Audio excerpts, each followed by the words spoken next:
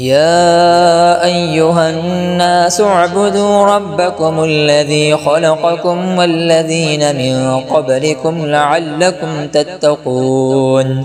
الذي جعل لكم الأرض فراشا والسماء بناء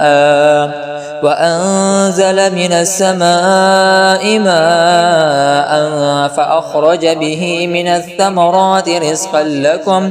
فلا تجعلوا لله أندادا وأنتم تعلمون وإن كنتم في ريب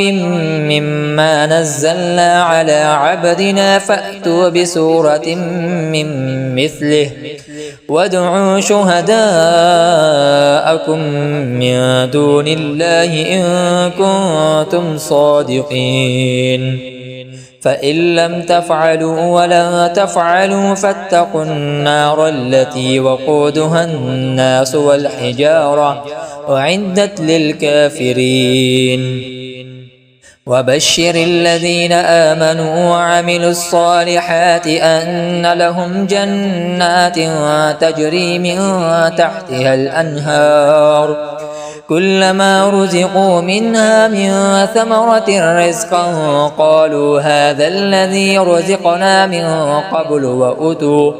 وأتوا به متشابها ولهم فيها أزواج مطهرة وهم فيها خالدون إن الله لا يستحيي أن يضرب مثلا ما بعوضة فما فوقها فأما الذين آمنوا فيعلمون أنه الحق من ربهم وأما الذين كفروا فيقولون ماذا أراد الله بهذا مثلا يضل به كثيرا ويهدي به كثيرا وما يضل به إلا الفاسقين الذين ينقضون عهد الله من بعد ميثاقه ويقطعون ما أمر الله به أن يوصل ويفسدون في الأرض أولئك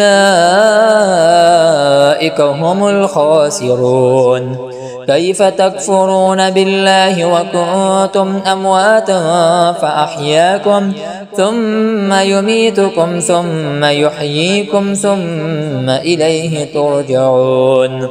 هو الذي خلق لكم ما في الأرض جميعا ثم استوى إلى السماء فسواهن 7 سماوات وهو بكل شيء عليم